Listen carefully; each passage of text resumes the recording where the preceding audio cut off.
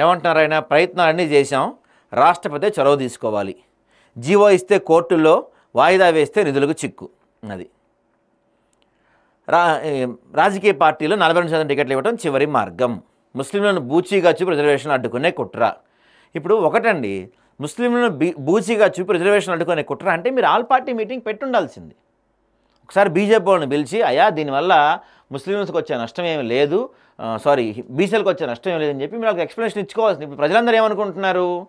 గతంలో 36% ఉండేది బీసీ రిజర్వేషన్ల సంఖ్య, సరే కొన్ని చోట్ల 23 అయింది, కొన్ని చోట్ల 18 అయింది, రకరకాలు జరిగింది.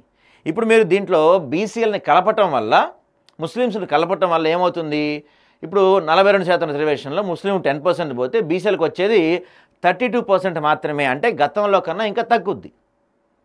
అంటే 18 కన్నా కొన్ని చోట్ల తగ్గే అవకాశం కూడా ఉంది అనేది బీసీలలో బీజేపీ నాయకుల్లో ఉన్న పెద్ద క్వశ్చన్ మార్క్.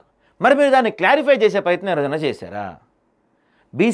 బీసీల్లో 10% ముస్లిమ్స్ని యాడ్ చేయటం వల్ల, ఈ 42%లో 10% ముస్లిమ్స్కి ఇవ్వటం వల్ల ఎటువంటి నష్టం జరగదు, మేము ఇలా చేస్తున్నామని చెప్పి మీరు ఏమైనా క్లారిఫికేషన్ ఇచ్చే ప్రయత్నం చేశారా? ఏం చేయలేదు కదా, జనాలకి ఇవ్వలేదు మీరు క్లారిఫికేషన్. ఇక చెట్టు కింద ప్లీడర్, గల్లీ లీడర్ల కిషన్ రెడ్డి వ్యాఖ్యలు. బీజేపీది మొదటి నుంచి ఓబీసీలు వ్యతిరేక వైఖరే, 10 రోజులు ఈడబ్ల్యూసీ రిజర్వేషన్లు ఇచ్చారు, ఓబీసీ రిజర్వేషన్ అంటే మాత్రం నాంచుతున్నారు. జార్ఖండ్ వెళ్ళినందుకే బీసీ ధర్నాకు రాహుల్ రాలేదు. మంత్రులు పీఎస్సీతో భేటీ తర్వాత భవిష్యత్ కార్యాచరణ, ఢిల్లీ మీడియా సమావేశంలో ముఖ్యమంత్రి. ఇప్పుడు రాహుల్ గాంధీ రారు, సోనియా గాంధీ రారు, ప్రియాంక గాంధీ రారు, మల్లికార్జున ఖర్గే రారు, మీ పార్టీ పెద్ద నేతలు ఎవరు రారు, వాళ్ళకి పనులు ఉంటాయి. అంటే ఇప్పుడు బీసీ రిజర్వేషన్ల కన్నా ముఖ్యమైన పనులు ఉన్నాయా? మీరేగా దేశం మొత్తం చేస్తాము, అసలు మా వల్లే వచ్చింది, దేశానికి మేము రోల్ మోడల్ అని చెప్పుకున్నారు కదా, మరంత రోల్ మోడల్ అయినప్పుడు, అంత మీరు పోడిసి ఎరగదీసినప్పుడు, మరి దీనికన్నా ముఖ్యమైన పనులు ఏమున్నాయండి మీకు ఇంకా? సో దాంతోపాటుగా ఇంకేమన్నారు? కేసీఆర్ గురించి అడిగారు మన మీడియా మిత్రులు కొంతమంది. కేసీఆర్ పరిస్థితి ఏంటంటే ఇక అయిపోయింది అన్నారు. ఇది కూడా అయిపోయింది. అంటే మీరు ఎలక్షన్స్లో రాకముందు మీరు చేసిన ప్రచారం ఏంటంటే, మేము రాగానే కేసీఆర్ని అరెస్ట్ చేస్తాం, అరెస్ట్ చేసి మొత్తం దోచుకున్న తెలంగాణ డబ్బులు మొత్తం కక్కిస్తాం, పిండుతామని చెప్పారు మీరు. ఇప్పుడు దీనికి కూడా శుభం కార్డు వేసేసారు. అంటే ఇంకా మీరు అరెస్ట్ చెయ్యం అని చెప్పేసినట్టేనా మీరు? ఎందుకంటే మీరు ఏమంటున్నారు?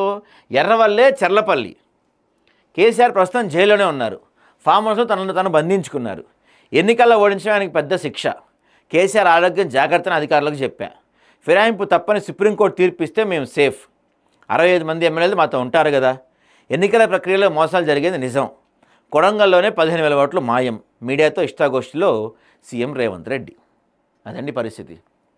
అంటే 2 విషయాలు నిన్న ముఖ్యమంత్రి గారు క్లారిటీ ఇచ్చేశారు. ఒక విషయం ఏంటంటే, మేము బీసీలకి 42% రిజర్వేషన్ ఇవ్వలేము అనేది ఒక అంశం అయితే, మేము కేసీఆర్ని అరెస్ట్ చేయలేము అనేది ఇంకో అంశం. అంతేగా మరి ఆయనే అరెస్ట్ చేసుకున్నాడని చెప్తుందంటే మీరు చేయరనేగా అర్థం, మీతో కాదనే కదా. ఇక్కడ మాకు కావాల్సింది ఏంటంటే, మీరు కేసీఆర్ని అరెస్ట్ చేస్తారా, అరెస్ట్ చెయ్యరా, కేసీఆర్కి మీరు విగ్రహం పెడతారా పెట్టరా, ఆయనకి మీరు పూలదండ వేస్తారా వేయరా, ఆయనకి మీరు జేజేలు కొడతారా కొట్టరా మాకు అనవసరం. కేసీఆర్ మీరు కలిసి కూర్చొని బిర్యానీ తింటారా, ఏం చేస్తారా మాకు అనవసరం. మాకు కావాల్సింది ఏంటంటే, మీరే ఎన్నికలకు ముందు చెప్పిన మాట ఏంటంటే, ధరణి పేరుతో కొన్ని లక్షల ఎకరాలని ఆక్రమించేశారు, స్వాధీనం చేసుకున్నారు, ఆ లక్షల ఎకరాలని మేము తిరిగి ప్రజలకు పంచుతామని చెప్పారు. ఒక గుంట భూమి అన్నా పంచారు ఈరోజు వరకు? గుంట భూమి రాష్ట్ర వ్యాప్తంగా మీరు తీసుకొచ్చిన భూభారతి ద్వారా కనీసం ఒక గుంట భూమి పంచారండి ఇప్పటివరకు మీరు? ఎక్కువ కూడా నడుతుల గుంట భూమి ఎక్కడా లేదు. పోనీ వాళ్ళు కాళేశ్వరంలో కావచ్చు, ఫార్ములా ఏరియాస్లో కావచ్చు, గొర్రెల స్కామ్, బర్రెల స్కామ్, ఆ తర్వాత ఈ మొక్కల స్కామ్, ఎన్నో స్కాములు ఉన్నాయి. Formula area scam, phone tapping scam, ఈ బొచ్చబోల్డ్ స్కామ్లు ఉన్నాయి. వీటి రెండు నుంచి కక్కిస్తాం, మొత్తం పిండుతాం డబ్బులు మొత్తం అన్నారు. మరి అది ఏమైంది? అయిపోయినట్టేనా? ఎర్రవల్ల ఆయన శిక్ష చేసుకుంటే ఈ మొత్తం మరి ఇటు పరిస్థితి ఏంటి? వీటి గురించి ఎవరు సమాధానం చెప్తారు? అవి కూడా చెప్పాలి కదా సార్ మీరు. మరి ఇక బీసీలకు 42% రిజర్వేషన్ దక్కకుండా బీజేపీ, బీఆర్ఎస్ పార్టీలు అడ్డుపడుతున్నాయని ముఖ్యమంత్రి రేవంత్ రెడ్డి ఆరోపించారు.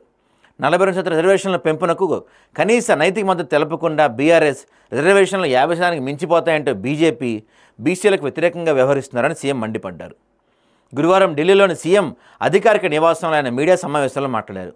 స్థానిక సంస్థల రిజర్వేషన్లు 50% మించకుండా కేసీఆర్ ప్రభుత్వం చేసిన చట్టాన్ని సవరిస్తూ ఆర్డినెన్స్ చేసి గవర్నర్కి పంపామని, ఆయన ఆమోదముద్ర వేయకుండా రాష్ట్రపతి పరిశీలనకు పంపారని తెలిపారు. ఆ బిల్లును ఆమోదించాలని విన్నవించుకునేందుకు తాము రాష్ట్రపతి ద్రౌపది ముర్మును కలవడానికి 10 రోజుల క్రితమే అవకాశం అడిగామన్నారు. తర్వాత ప్రధాని నరేంద్ర మోడీ, కేంద్ర మంత్రి అమిత్ షా రాష్ట్రపతిని కలిశారు.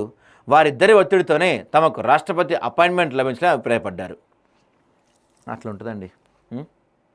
బీసీ రిజర్వేషన్లు సాధించుకోవాలంటే మోదీని గద్దించిన ఒక్కటే మార్గం అని చెప్పారు. బీజేపీది తొలి నుంచి బీసీ వ్యతిరేక వైఖరి అని రేవంత్ రెడ్డి అన్నారు. మండల కమిషన్ సిఫార్సుల అమలును అడ్డుకునేందుకు బీజేపీ కమండల యాత్ర అంటే రథయాత్రను ప్రారంభిందని చెప్పారు. మన్మోహన్ హయాంలో ఉన్నత కేంద్రీయ విద్యా సంస్థలు రిజర్వేషన్లు ఇచ్చినప్పుడు యూత్ ఫర్ ఈక్వేషన్ పేరుతో అడ్డుకునే ప్రయత్నం చేసిందన్నారు. ప్రస్తుతం ముస్లింల సాకుతో బీసీ రిజర్వేషన్ల పెంపును అడ్డుకుంటుందని ఆరోపించారు. 2017లో రాజస్థాన్లో అబ్దుల్ సత్తార్ అనే ముస్లిం వ్యక్తి ఓబీసీ కోటాలో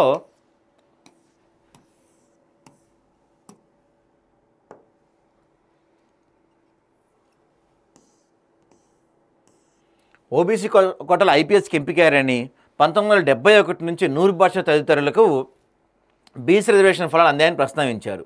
ముఖ్యమంత్రిగా ఉన్నప్పుడు గుజరాత్లో ముస్లిం రిజర్వేషన్ ఇచ్చామని మోదీ ఒక ఇంటర్వ్యూలో స్వయంగా చెప్పారని గుర్తు చేశారు.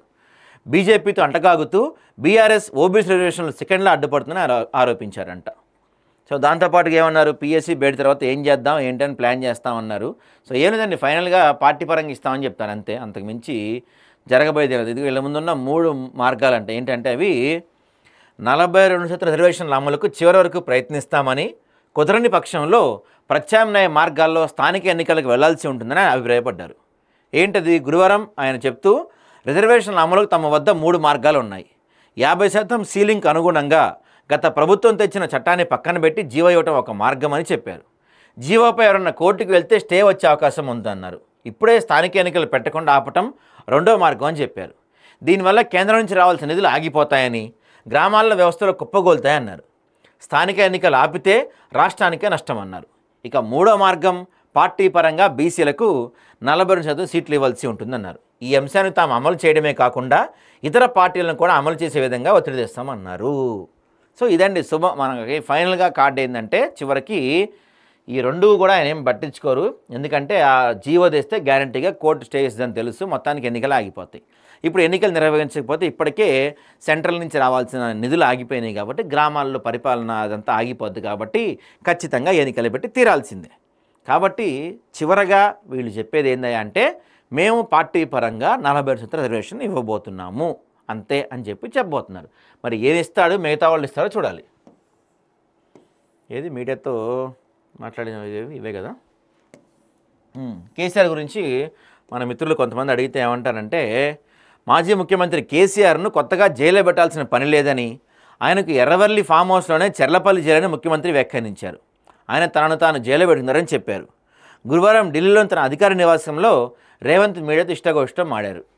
కేసీఆర్ ఫామ్ హౌస్కు చెర్లపల్లి జైలుకు తేడా ఏముంది?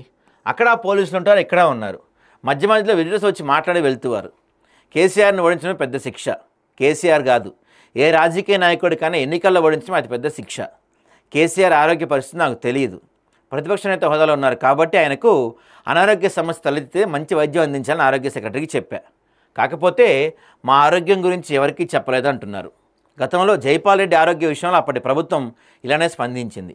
వాజ్పేయి విషయంలోనూ ఆనాటి ప్రధాని రాజీవ్ గాంధీ శ్రద్ధ తీసుకున్నారు. నేను విద్వేష రాజకీయాలు చేయను, నాకు అవసరం లేదు. కేసీఆర్ లాగా బెటర్ పాలిటిక్స్ నాకు రావన్నారు. ఈవీఎంలో అవకతవకలు, ఓట్ల గల్లంత అంశాలపైన రేవంత్ రెడ్డి స్పందించారు. తాను కొడంగల్లో పోటీ చేసినప్పుడు 15,000 ఓట్లు మాయం చేశారని ఆరోపించారు. ఓటర్ లిస్టులో ఓట్లు ఉన్నాయని, బూత్లోకి వెళ్తే మాయమయ్యాయని చెప్పారు.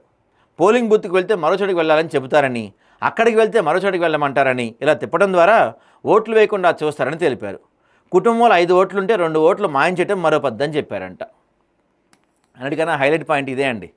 రేవంత్ రెడ్డి గారు దుప్పటి కప్పుకొని పడుకున్న అధికారం మాదే అంట. రాష్ట్ర ప్రజలు తమ పరిపాలన పట్ల ఎంతో సంతృప్తిగా ఉన్నారని చెప్పారు. ఇంట్లో దుప్పటి కప్పుకొని పడుకున్నా మళ్ళీ తమదే అధికారం అని తేల్చిపారు. మరి ట్రై చేయపారా ఒకసారి? దుప్పటి కప్పుకొని పడుకోపోయారు కొన్ని రోజులు ఇంట్లో, మీరు చూద్దాం ఏం జరిగిద్దో. మీరే అన్నారు కదా అదే జరుగుద్దని. ఏ ఎన్నికలు వచ్చినా సునాయాసంగా గెలిచేస్తారంట. ఒకసారి గెలిచిన తర్వాత అందరి ఇళ్ళలో తొంగుచోరని, ప్రతి విషయం అత్యుత్సాహం ప్రదర్శిస్తే మళ్ళీ గెలవడం కష్టమని మేము బీఆర్ఎస్ని ఉద్దేశించి అన్నారు. వరుసగా 2-3 సార్లు గెలిచిన వాళ్ళు తమ పని తాము చేసుకుంటూ వెళ్ళే రకమని, అందుకే వాళ్ళు మళ్ళీ మళ్ళీ విజయం సాధిస్తున్నారని వ్యాఖ్యానించారు.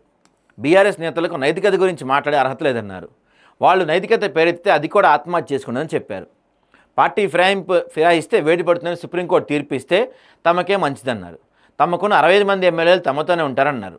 బీహార్ ఎన్నికలతో పాటే జూబ్లీహిల్స్ ఉప ఎన్నికలు కూడా వస్తాయని అభిప్రాయపడ్డారట. మరి కొన్ని రోజులు మీరు చక్కగా రెస్ట్ తీసుకొని, మీ పార్టీ లీడర్స్ మొత్తం రెస్ట్ తీసుకొని ఇంట్లో దుప్పటేసుకొని పడుకొని చూడండి ఏం జరిగిందో చూద్దాం. స్థానిక సంస్థల ఎన్నికల కోసం ఇంత హడావిడి ఎందుకు, ఇంత కష్టపడుతున్నారు కదా, చక్కగా రెస్ట్ తీసుకోండి చూద్దాం మరి మీరు అన్నట్టు.